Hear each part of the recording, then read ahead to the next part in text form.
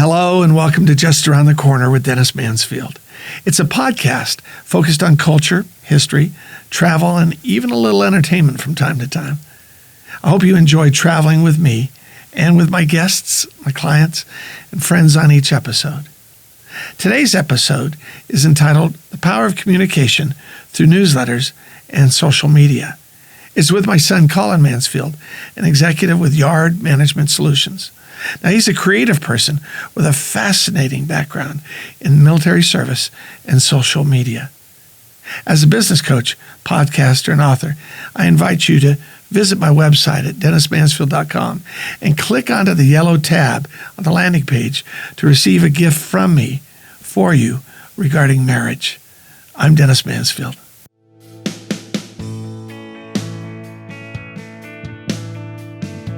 Thank you for joining Just Around the Corner with Dennis Mansfield. As John Hay, one of the most famous men of the 19th century, once said, all the great prizes in life are just around the corner. Let's go there together. Well, Colin Mansfield, welcome to the podcast. For our listeners' sake, give a little background on yourself, your education, your career, and what brings you to today, other than being my son. Well, it's good to be on here. I love having a chance to join on projects like this, and especially this one, podcast near and dear to my heart. A little bit about my background. Grew up in Boise, Idaho, in our family, and I was homeschooled, went to a homeschool co-op, and ultimately decided to join the military through the United States Military Academy at West Point. So I went there for 4 years, graduated in 2014.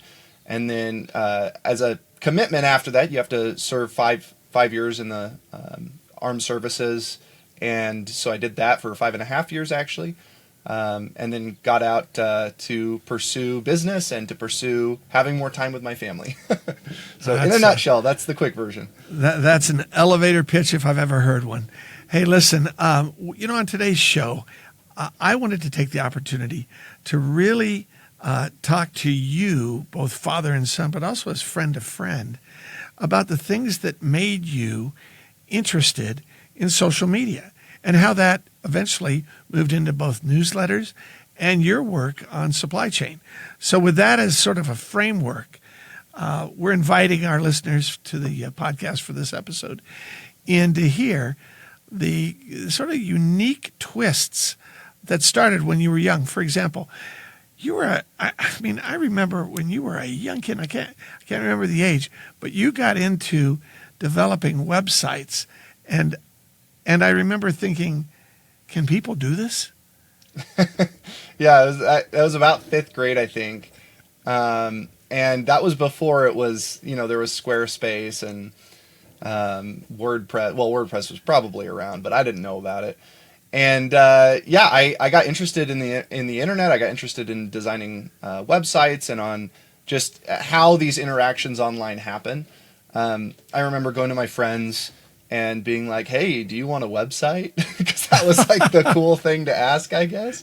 You were in 5th grade. Other kids are selling gum.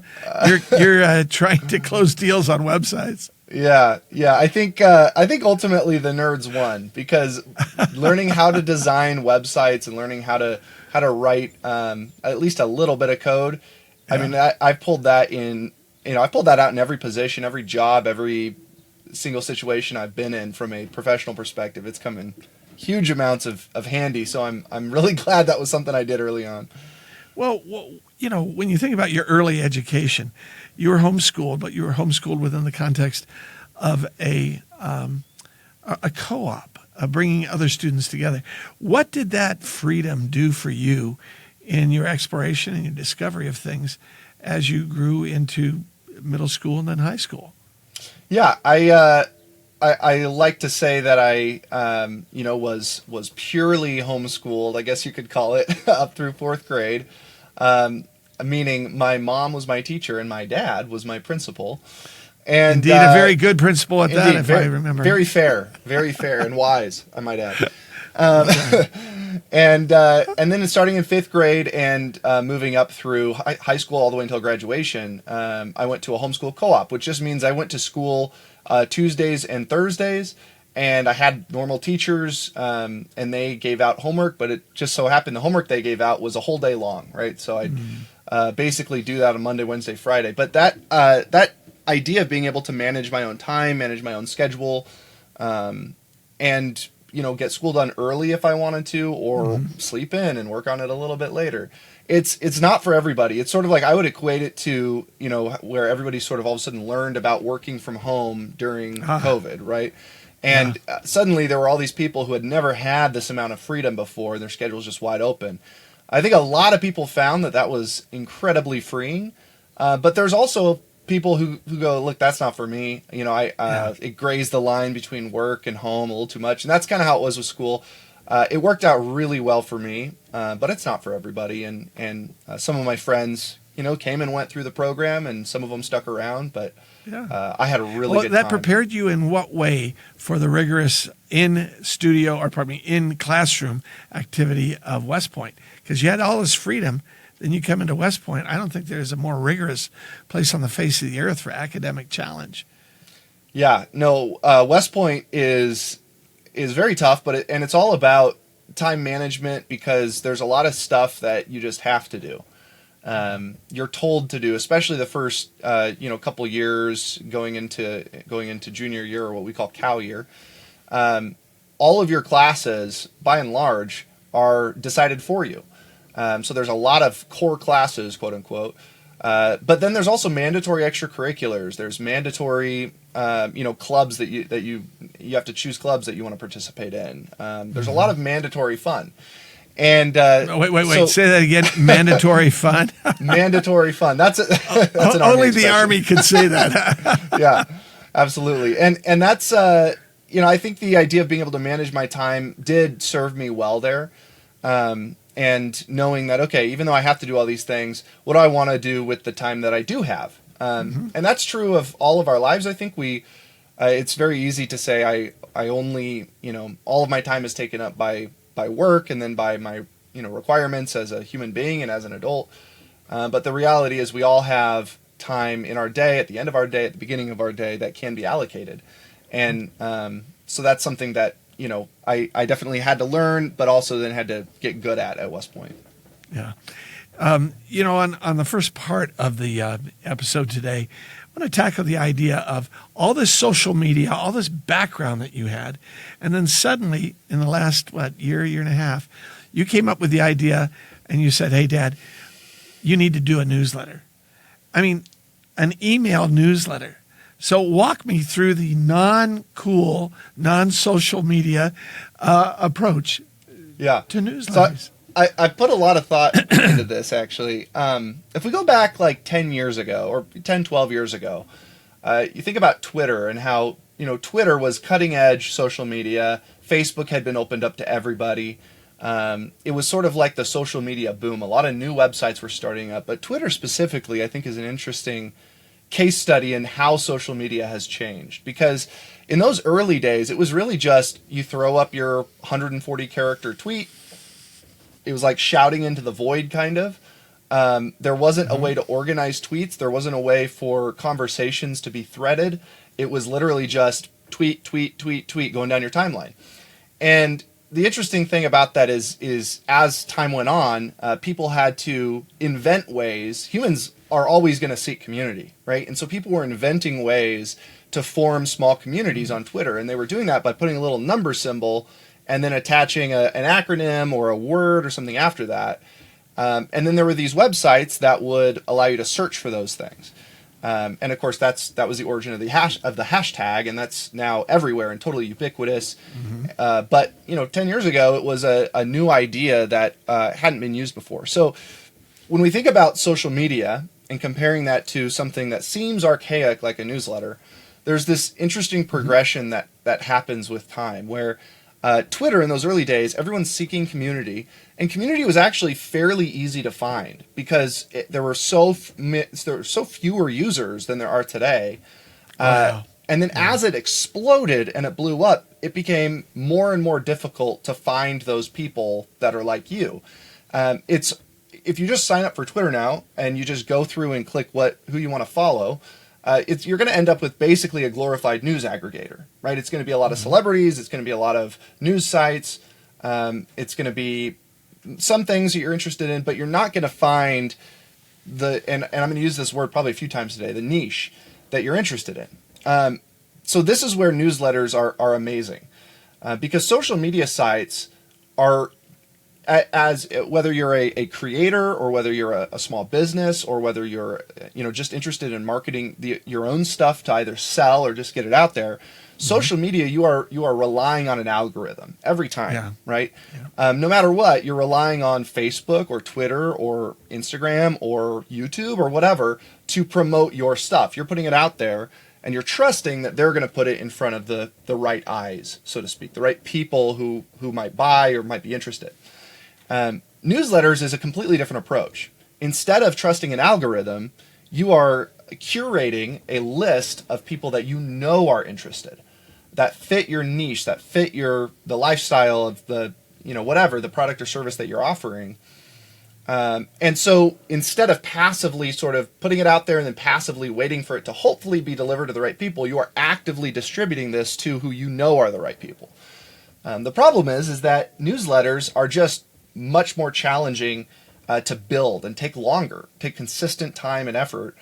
Social media, I would argue, actually is the same, but it's deceptive because you can just sign up and all of a sudden think that you're gonna go viral or make it big. So these aren't necessarily polar opposites. These aren't necessarily things that are at odds with each other. Most social media strategies, most marketing strategies incorporate everything, right? But from an email newsletter standpoint, everybody has an email, right? Everybody. Yeah. Not everybody has a good social presence, and especially these days, people are starting to move away from social media in many cases. But everybody has an email. They really are. Yeah. Does that answer your question? When you think about that, everybody, no. It begins the approach to the threshold, and that is, you got emails out there, the opportunity to communicate with people, and even though the whole idea of electronic mail was started in 1971 by a guy named Ray Tomlinson.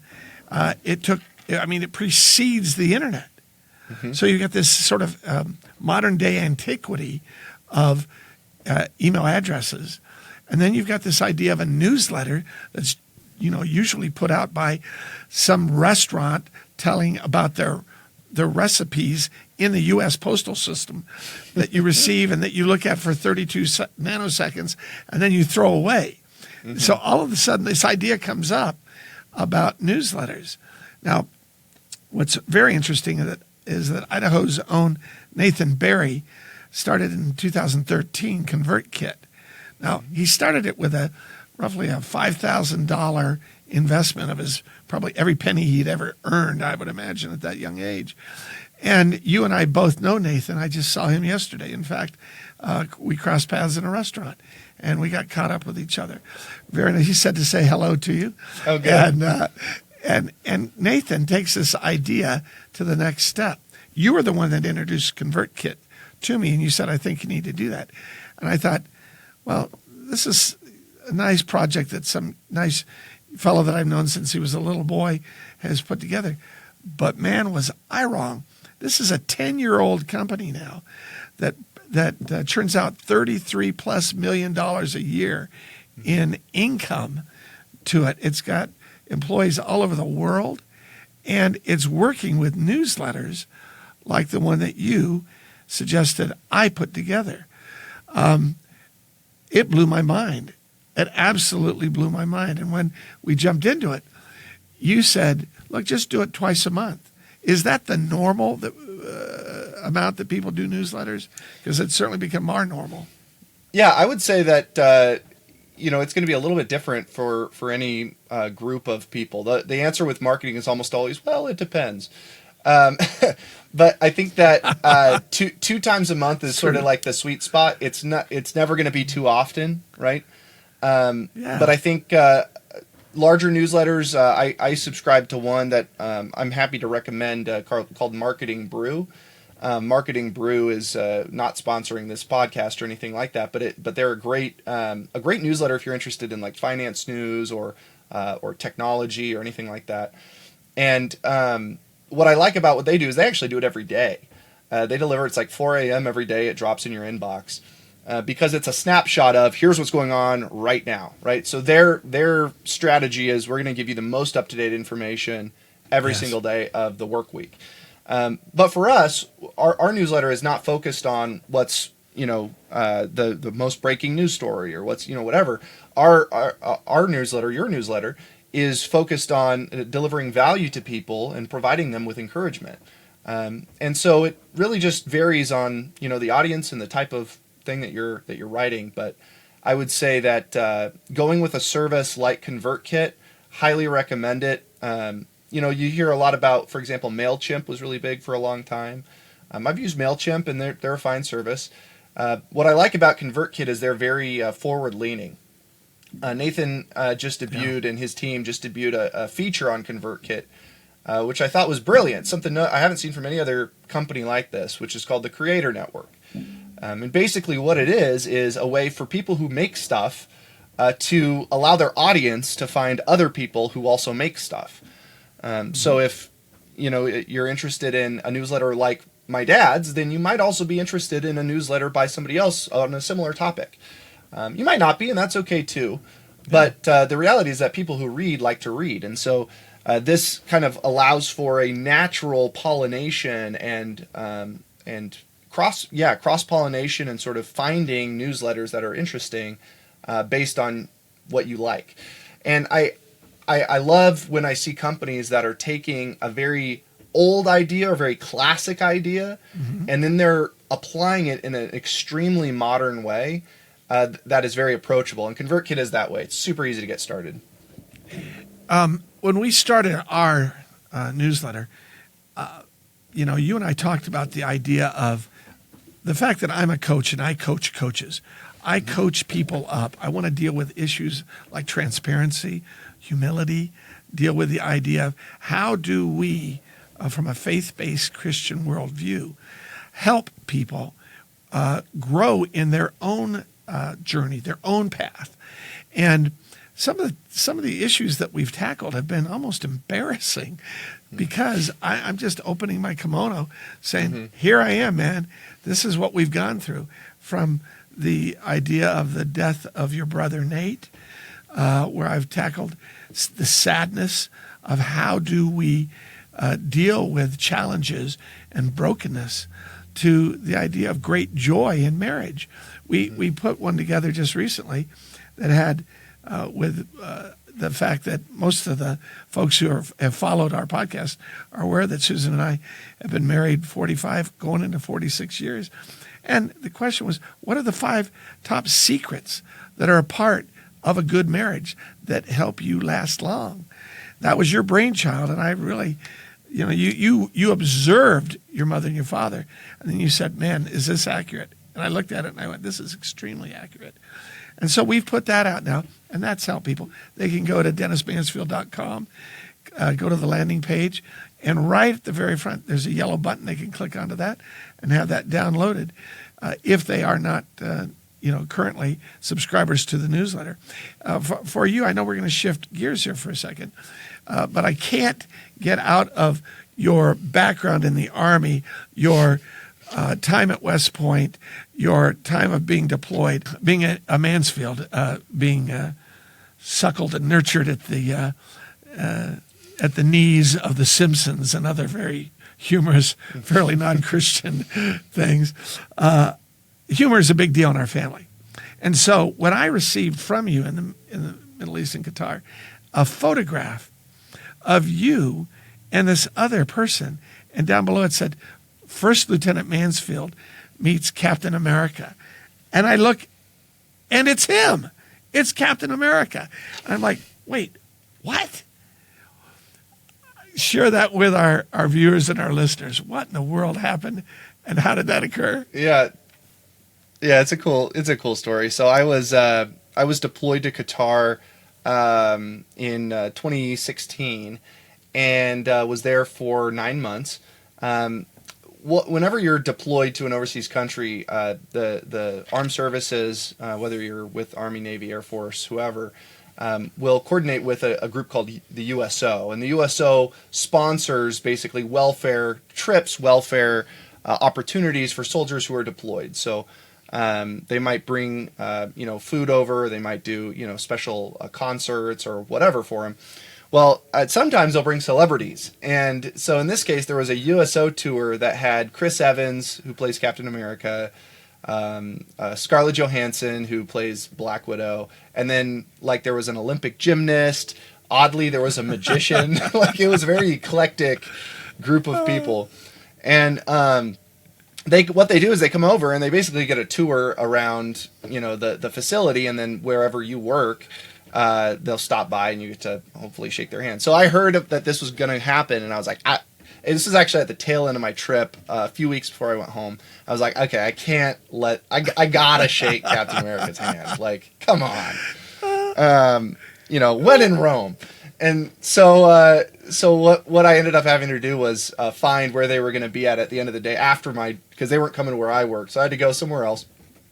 And there was a whole group of us standing around, and then, they go down the line and they shake every soldier's hand, which was really nice. And then I was like, okay, but I gotta at least try to get a picture. Like, I'm here. So afterwards, they're kind of milling about, looking at the different, military pieces of equipment and stuff. And I noticed that Chris Evans is kind of off to the side talking to another soldier. So I just go over there and kind of politely, wait my turn, so to speak. And this soldier leaves, and I go up and I put my hand on Chris Evans' shoulder, and I go, I got to tell you, man, I absolutely loved you in the Fantastic Four. You did such a good job as the Human Torch. And he just turned to me and he kind of laughed and he smiled. He goes, oh, yeah, thanks. And so then I said, can I get a picture? He said, yeah, of course. So I got a picture with them. Allegedly, I can't confirm or deny this, allegedly in the photo, you can see him on his tiptoes trying to be at my same height level in the photo. I don't know if that's true, but that's been alleged in the past. Subtle humor of that is that the Fantastic Four didn't do very well, and he was known as Captain America. Right. So when you approached him in that fashion, it was like, I love it. Yeah, but he was a good sport about it, and it was a very fun opportunity and something that certainly is worth chuckling about. Absolutely. Hey, so you got out of the Army and you went into free enterprise. You went into work with a startup company called Yard Management Solutions. What qualified you with your social media background, with your understanding of the internet, with all of the things that you learned in the military, to jump into a for-profit commercial startup enterprise? And what is it that Yard Management Solutions does? Yeah, that's a great question. While I was in the United States military in the Army, I had no interest in the supply chain. It was to me, it was like talking about the different shades of beige that sand is. Like, watching paint dry. Like, it's just zero interest. Seemed like, okay, that's for some people, that's not for me. And I want to learn how to blow stuff up, and I want to learn how to all that.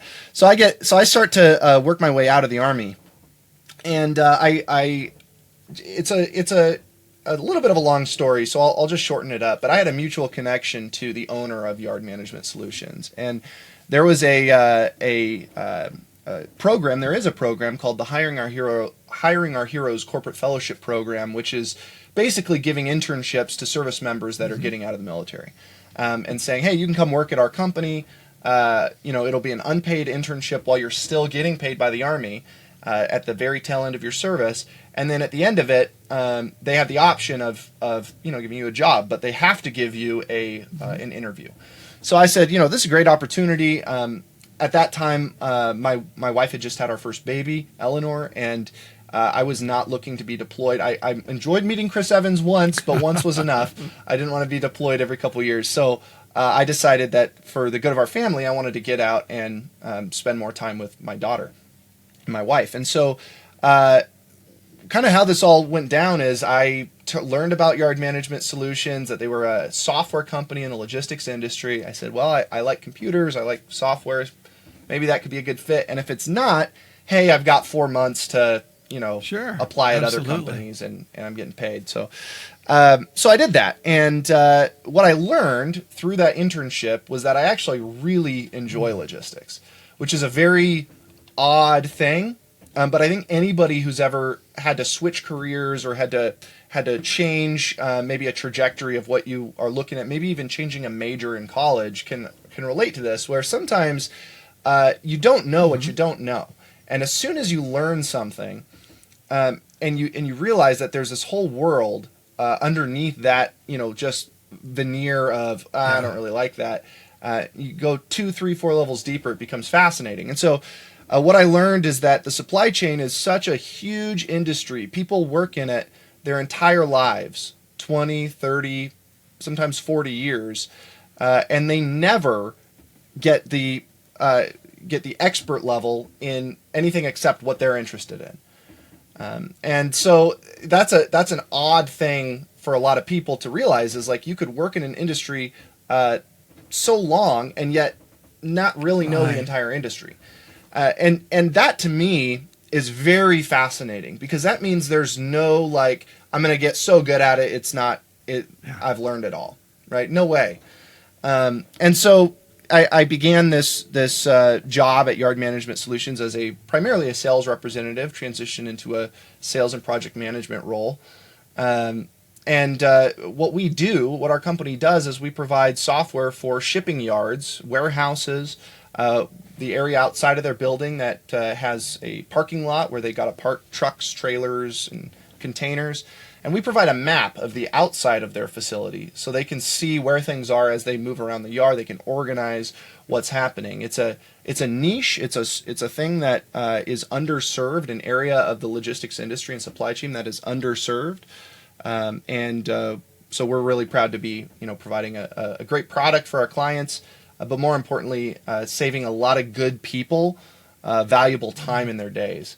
And to me, that's a big part of how I look at the value. Well, it's a part of the reality of how you were really developed through your education, which is, how do we get through this in a good way that doesn't waste time? So you've nabbed some very big whales when you went out fishing, Hobby Lobby, Walmart, a number of others that are just huge companies. Did that surprise your bosses? Yeah, it is. I would say that we know that we have something that's valuable for these large companies, and so it wasn't surprising from a wow, I didn't know they needed it standpoint. But I think it was surprising from a growth standpoint, and I've been very happy to continue to be promoted and exceed in our company because of some of that. But more importantly, for me, it was learning that it doesn't matter the size of the company. It doesn't matter the size of the operation. At the end of the day, these are people. And there's a guy who has to go around the yard every day with a piece of paper and a clipboard and write down trailer A is in spot 1, trailer B is in spot 2. And that guy spends, or that group of people spend an hour to 2 hours a shift, right? 3 shifts in a day, and then probably another hour to 2 hours afterwards inputting that into Excel. That's a couple hours. That's times 3 is 6 hours a day times 365 days a year times whatever you're paying them, right? $22.50 an hour, let's say. You could easily be spending 50, 60, 70, 100 grand on these very small inefficiencies. And so when I talk to a large company, I just talk to them like they're people, because they are. It doesn't matter what their company's net worth is, or what how much money they're bringing in, how much revenue they're bringing in. Instead, I look at it as these are people that are spending an undue amount of time in areas that they don't have to. How can I help them? Well, Colin, your life has been spent in travel. Obviously, in your career right now, you're helping people who do travel with these incredible shipments, where to park, where to be effective and efficient in the transfer of goods and so forth. Just recently, though, you and I were joined by our wives and your children, my grandchildren, on an incredible trip that I'd like to end our time on, because it involved every aspect of what we've talked about in the show today. in the episode. And that is that we were in England together, in Bristol, England, deciding to go over to London and hopefully see the procession of the coronation of King Charles III. Now, I actually devoted one of the recent newsletters, to this event because of the fact that we had a supply chain issue problem, didn't we? Walk our listeners and our viewers through this heightened awareness of we're going to go in and hopefully see the brand new coronated King of England with all the pageantry that hasn't happened in 70 plus years. And we're there as a family, all knitted together, all solving problems. But then we hit a major problem. Okay, so a few months before our trip, my wife realizes we are going to be in England during the coronation. That's a little bit different from being in the U.S. during a presidential election. There's certainly a lot less pie throwing going on in England during that time, and it has it hasn't happened since Queen Elizabeth was crowned, and so this is a huge opportunity, and it's like we're here, right? When in Rome. I said this earlier. When in Rome, we're here. Let's do it, and so we made that sort of a key part of the end of our trip. We're all going to go to the coronation. Doesn't matter how busy London is. We're going to do what we got to do. Okay, so then fast forward. The night before, we all sit down in our Airbnb and we go, okay, we got to get up so early tomorrow, right? We got to all get in the cars and we got to drive and then we got to take the train in, right? And then from the subway, and then from the subway, we got to take the tube somewhere, and then from the tube, we got to walk over, and we're getting it all planned out. We're backwards planning. Okay, then we got to wake up at this time. Right, and by the way, this sounds perfect for a guy with a logistics background to figure it out. Yeah, so I'm sitting there going, what's the worst that could happen? Like, come on, it's a little busy on the road. So we wake up and we all get in our cars. We had to split up into two cars because of the number of people. My dad and I are sharing a vehicle, and we get on the road and we're driving. And there's this, I wouldn't call it a pothole because it was really more like a ditch in the road. It was so big, and we're going and all of a sudden we chunk chunk, and I go, oh, that's not good. And you're like, oh shoot, and then we go and then we hear the boom boom boom boom boom boom boom boom of the car, and we realize, okay, great, we've got a flat. So we get out of the car. We look at the tire, and I get out and I look at it, and I'm like, yeah, it's flat. Let's try to find the spare. We go in. People in the UK don't like you changing your own tire. So we get on the line finally with a well. There was an interesting thing because you got out and looked and said, yep, it's flat. I got out and looked and said, yeah, it's flat. And then go ahead. So we get on the line with the AAA person or equivalent, and they're, I'm with you, and we're sitting in the car, and they're going, okay, and make and model, and okay, where's the flat tire? And I say, oh yeah, it's driver's side front, and you look at me and you go, driver's side front? No, it's in the back, and I go, no, I just looked at it, it's in the front. So then I'm like, wait a minute, I get out, both tires, two flat tires. Just utterly blown to smithereens. So anyways, we got it solved. Yes, we did make it to the coronation in time. No, we did not get to see him crowned because the crowds were insane.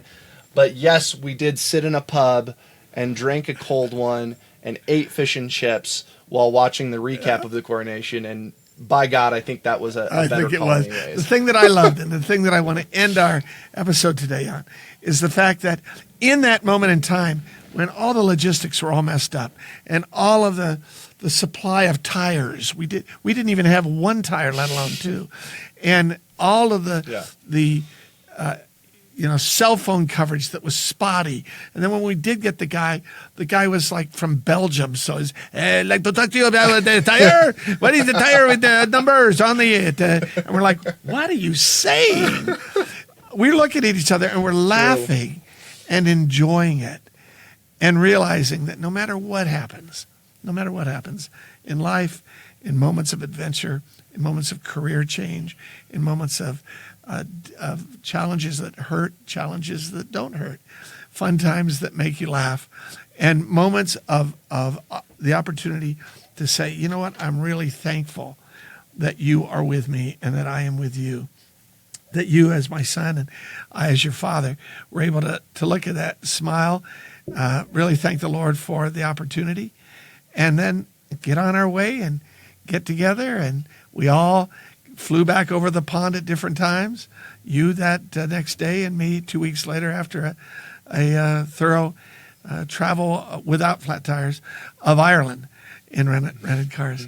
So, Carl, as we come to an end, what direction would you have for our viewers, our listeners of this episode about why they should get involved in the newsletter, why they shouldn't be feeling as though there's a fear of missing out regarding the latest social media situation, and why they've got to stay absolutely up to date, and yet at the same time, relax your life, because the secret of life is enjoying the passing of time. And a lot of people don't enjoy it, but we do, don't we? Yeah, here's what I would say is the best way that I've found is to not just show up, but to participate in the conversation. So I'll close with this quick story. I spent the first about year of my job saying, where are the people in the logistics industry talking about logistics? Like, where does this happen? Is it on Twitter? Is it on Facebook? Is it on YouTube? Where do these people live? The people who drive trucks all across the country, and the people who work in these warehouses, because there are hundreds of thousands of people with these kinds of jobs. And I couldn't find them. I tried for a really long time actively searching, where does this niche that I'm now a part of, where do they live? And it wasn't actually until earlier this year that I found a group of people on Twitter, of all places, that are actively talking about the industry, but not in a dry way. They're actively talking about their jobs and how they can help each other, and what are trends and what are funny things that they all like to laugh about. Right? It's community. And what I realized is that there wasn't any trick to me finding this group. I didn't have to find the right hashtag. I didn't have to join the right circle. What I needed to do was just to show up and to talk to people.